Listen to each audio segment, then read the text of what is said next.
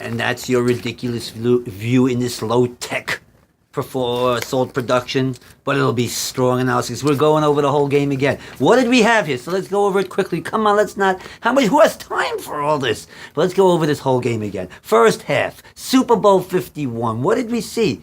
We saw what opposite of what I thought we'd see, in the sense that I thought Atlanta would be the team that would be settling for field goals or coming down the field and turning the ball over and just coming up with fewer points than New England. It was the other way around.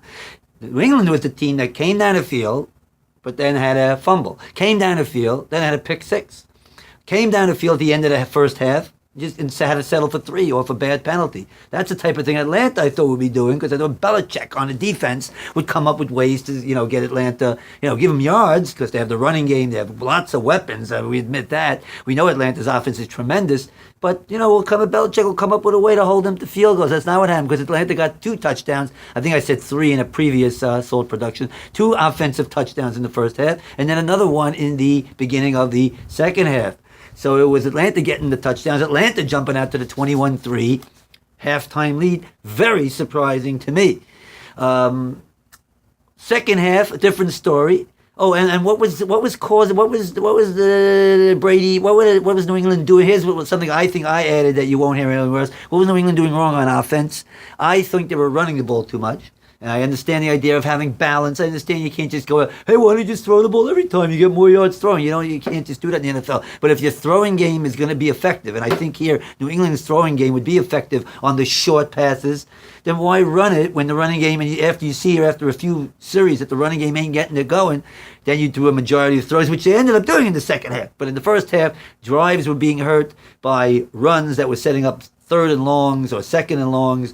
And another thing, when they did throw, I think, you check that out, I think I demonstrated this, New England was holding the ball a little bit longer, as Josh McDaniel was calling for patterns that were a little bit long, and on that, Atlanta had a good pass rush. Atlanta's pass rush was good, but only when Brady would hold it for that extra second, trying for a little bit of a longer pattern.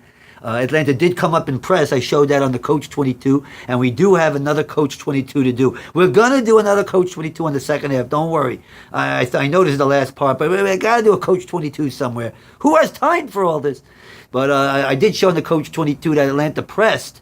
That doesn't mean still that Brady couldn't have thrown shorter passes. I still think that would have worked. To the running backs out of the backfield, 8-yard patterns. Down the sideline, the comeback to Hogan, they could have done even more of. They did it a lot, but they could have even done more of that. That was New England's problem on offense in the first half. We go to the second half. Different ball game there. Now New England's getting the momentum. Remember, one of the intangibles I said about New England is that they're the team you would think could come back from a 28-3 deficit, if any team will. They're the team that will hold. They'll think like champions. Will come back. Atlanta goes down 28-3. Come on, that game's over. Many other teams go out 28-3. I heard Joe Benigno and everyone say, even if Aaron Rodgers go down 28-3, even he's not coming back. But that was an intangible that New England had, type of team that would come back, and they did. Part of it is New England's credit. Part of it is Atlanta's weakness. Atlanta, a little bit of I don't want to use the word choke. Atlanta's negative, a negative on Atlanta with a positive New England. You got to credit both of them there. Had they come back, so there are some plays here that I want to mention again. I think I covered plays that were not covered. I have them written down. I'm opening up my paper here. Let me show you the paper. I have a paper here where I wrote down all the plays. I keep notes, just like Bill Belichick. We demonstrated Bill Belichick taking notes. I have that at 28-3. In that 28-3 drive, do you remember that Brady had to convert a 4th and 3 in that drive? Yes, a 4th and 3. If they don't, on their own side of the field, at their own 45, if they don't make that, game probably over right there. Brady had a 15-yard scramble in that drive. They don't do that. It's that type of play. Maybe they don't get even close to begin with. Okay, so then they made it 28-9. I have written down that after an onside kick at that point that doesn't work, Matthews, a holding penalty. I think at one point I said there was a sack there. The sack was on 3rd when they were already out of field goal range. Okay, there was a sack there, but the main play there was a Matthews hold that brings him out of being close to on the edge of field goal range, and that is big there because more points for Atlanta at that point obviously can put that game away. So 28-9, they got a punt. New England comes all the way down the field, only gets a field goal, 28-12. Now at this point, 9 minutes left, I disagree with a lot of people that were saying Atlanta should be running the ball and using clock throughout the third quarter and the fourth quarter. No, you don't sit on a lead at that point. 28-12 at 9 minutes left. You don't sit on a lead. I have no problem with 3rd and 2, them throwing the ball there if that's what they think would work. Be aggressive, try to get the first down. I did have a problem with them not using the full 40 seconds on the clock a couple of times. Check that out. But I don't have no problem with the play. I do have a problem with Matty Ryan getting sacked and allowing himself to fumble. And it wasn't even the blind side; it was from his other side, and he's got to sense that, he's got to see that, or he's got to be protective of that. Get rid of the ball, don't take a sack, or certainly don't take a sack and a fumble. Of course, we'll blame Freeman for not picking up the block on the blitzing Hightower that causes the fumble. Now New England has the ball 25 yards away. People forget that after a Dwight Freeney sack there, they have to convert a 3rd and 10. I have written down. Wait, 3rd and 11 to Mitchell. And Mitchell, I think, is that the play where he fell down? Mitchell to the sideline, so people forget that had to be converted in order to bring it now. After that, they score and make it 28-20 because they get the 2-point conversion on calling the play that they called in Super Bowl 38, where they called it to Kevin Falk. And the same bad acting by Brady to make it look like it snapped over his head. Here they snap it right to James White, who gets in for 2. Bad acting by Brady again. 28-20. Of course, at this point, we have the now famous sequence where after a tremendous catch by Julio Jones, a tremendous throw, a tremendous catch, and tremendous toe tap, and they're in field goal range. Here, I agree with everyone who says, come on, you just got to run the ball 3 times, whether it gains yards or not. It makes New England use their timeouts. It uses up clock. It may even get a first down. Why wants to say that they won't get a first down on 3 runs, even after they lost a yard and made it 2nd and 11? Run it twice there, kick the field goal. Again, I'm not saying take 3 knees and rely on a 40-yard field goal. That's been proven lethal before. Not that don't do that, but 3 runs is not too conservative. You could get a first down. You get closer. You make New England use their timeouts. You'll be up 11 with 4 minutes left. That's going to probably win the Super Bowl. But instead, a sack, and people forget after the sack, they're still on the edge of field goal range. Another Matthews hold. And that brought it way out of range. 3rd and 33 from out of field goal range. And people forget the next play. They could have got it. Why can't Matty Ryan complete a 10-yard pass?